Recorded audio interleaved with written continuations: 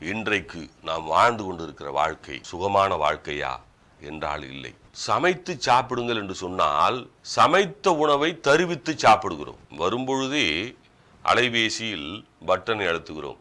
ஐயா, எனக்கு ஒரு மசால் தோசை. மறுமுனையில் இருக்கிறவன் சொல்லுகிறான், உங்கள் பெயர் சங்கீதா தானே, உங்கள் பெயர் பலராமன் தானே, நாங்கள் சேமித்து வைத்திருக்கிறோம், நீங்கள் மசால் தோசை பிரியர் என்று எங்களுக்கு தெரியும், 2 மசால் தோசை வாங்கினால் 10% கழிவு தருகிறோம், நீங்கள் பிரியாணி சாப்பிட்டு இருக்கிறீர்கள் 30ஆம் தேதி, இன்றைக்கு 20 நாள் ஆகிவிட்டது, மீண்டும் ஒரு பிரியாணி வேண்டுமா என்ற கேள்வியிலெல்லாம் அந்த உணவை கொண்டு வந்து தரக்கூடிய தம்பி கேட்கிறான். வருகின்ற போதே நாம் அந்த பொருள்களை ஆர்டர் செய்து விடுகிறோம். அவன் சொல்லுகிறான், டிவியில் விளம்பரப்படுத்துகிறான், நீங்கள் வேலை பார்த்துவிட்டு அசந்து போய் வீட்டுக்கு போகிறீர்கள், தயவு செய்து சமைக்காதீர்கள், நாங்கள் இருக்கிறோம் உங்களை பார்த்துக் கொள்வதற்கு, நாங்கள் இருக்கிறோம் உங்களுடைய அசதியை போக்குவதற்கு, எங்களிடம் சொல்லிவிடுங்கள், நாங்கள் உனக்கு உணவு தருகிறோம், சமையலே செய்ய வேண்டாம், நாங்கள் கொண்டு வந்து தருகிறோம், குளித்து விட்டு சாப்பிடுங்கள், சாப்பிட்டு விட்டு நோயாளியாக மாறுங்கள், அதற்கு மருந்து தேவை என்றாலும் நாங்களே தருகிறோம், நாங்கள் இருக்கிறோம் உங்களை பார்த்துக் கொள்வதற்கு,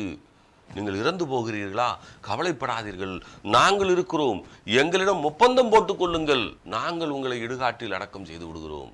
இப்படி நாங்கள் இருக்கிறோம் என்று சொல்லியே எல்லாவற்றையும் ஒப்பந்தம் போட்டு ஒப்பந்த வாழ்க்கை முறைக்கு நம்மளை கொண்டு வந்து விட்டான் வெள்ளைக்காரன். தமிழர்களே, இந்த வாழ்க்கை உங்களுக்கு இனிமையானதாக இருக்கிறதா என்று சொன்னால் இல்லை, உங்களுடைய தனிப்பட்ட அத்துணை அந்தரங்கமும் அவன் எடுத்து சென்று விட்டான். என்ன செய்ய போகிறீர்கள்? சுவையை கூட்டி கூட்டி காண்பித்து நாக்கிற்கு உங்களுக்கு அடிமையாக மாற்றிவிட்டு அவன் நம் நாணயங்களை எல்லாம் கொண்டு செல்கிறான். நாம் இங்கே பஞ்சை பரதேசியாய் உட்கார்ந்து கொண்டிருக்கிறோம்.